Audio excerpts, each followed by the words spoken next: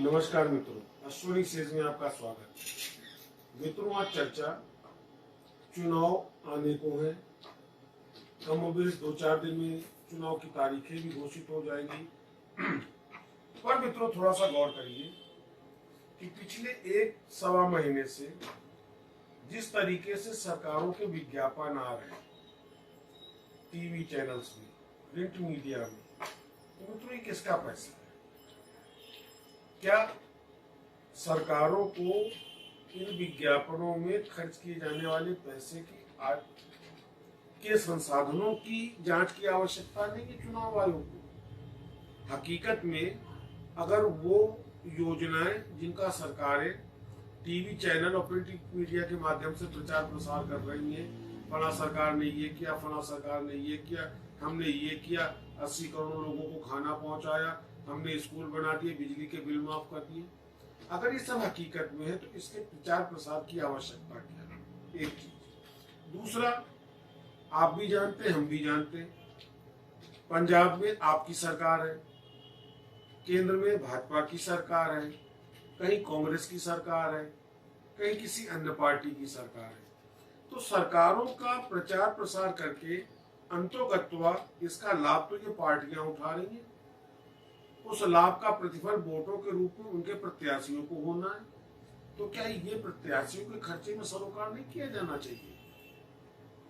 मित्रों, ये हमारे विकास का पैसा है। मेरा अनुरोध है चुनाव आयोग से, चुनाव आयोग इस बात को विशेष ध्यान दे कि जिस तरीके से प्रिंट और इलेक्ट्रॉनिक मीडिया पर पैसे पे पैसा खर्च किया जा रहा है, सरकारें पैसा खर्च कर रही हैं।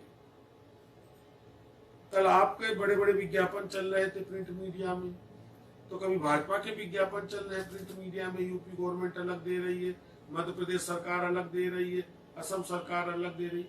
तो ये पैसे कहाँ से आ रहे हैं? मित्रों, ये वो पैसा है जो हिंदुस्तान का एक आम आदमी कर के रूप में सरकार को देता है। और होता क्या है, सरकारें इसको अपने प्रचार प्रसार में लेती है। धरातल पे अगर वो योजनाएं इतनी प्रभावी और सफल है तो फिर इतने प्रचार प्रसार की आवश्यकता क्या? ये बड़ा गंभीर सोचने का विषय है। अगर आप कुछ कर रहे हैं तो उसके कुछ इम्पैक्ट्स निकल रहे हैं तो ओब्वियस है वो सामने अपने आप होने चाहिए, लेकिन नहीं, प्रचार प्रसार करके वोटर को डाइवर्ट किया जा रहा है कि देखिए हम ये कर रहे हैं।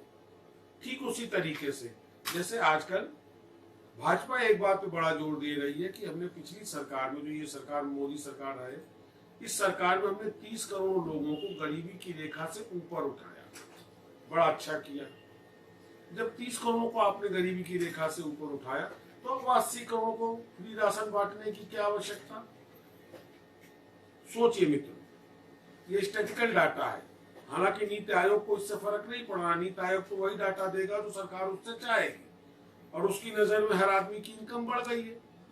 जबकि हकीकत ये है कि मिडिल क्लास किस तरह सरवाइव कर रहा है, इस पे आज तक नीति आयोग ने कभी नहीं सोचा, क्योंकि नीति आयोग के अधिकारी कभी मिडिल क्लास रहे नहीं है। उनको ये मालूम ही नहीं कि 10-12 हजार रुपए महीने की सैलरी में परिवार पाला कैसे जाता है। और चूंकि 15 हजार की वो सैलरी पा रहा है, वो किसी से भीख नहीं मांग रहा, वो किसी से लोन नहीं मांग रहा, तो नीति आयोग की नजर में वो सक्षम है। इन अव्यवहारिक अधिकारियों ने ही देश को चौपट कर रखा है।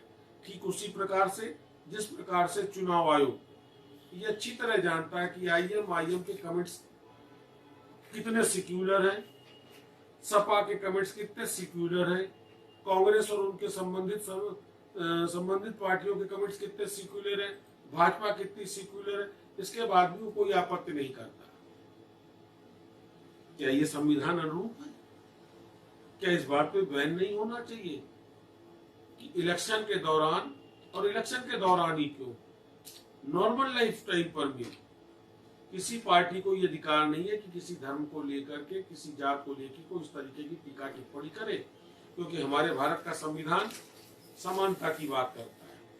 हमारे संविधान में स्पष्ट है कि जात, धर्म, वर्ग, भाषा भेद के आधार पर विभेद नहीं किया जा सकता। लेकिन नहीं, चुनाव आयोग को उसकी कोई गर्ज नहीं पड़ी है, क्योंकि चुनाव आयोग उतना ही करता है जितना सरकार उससे चाहती है।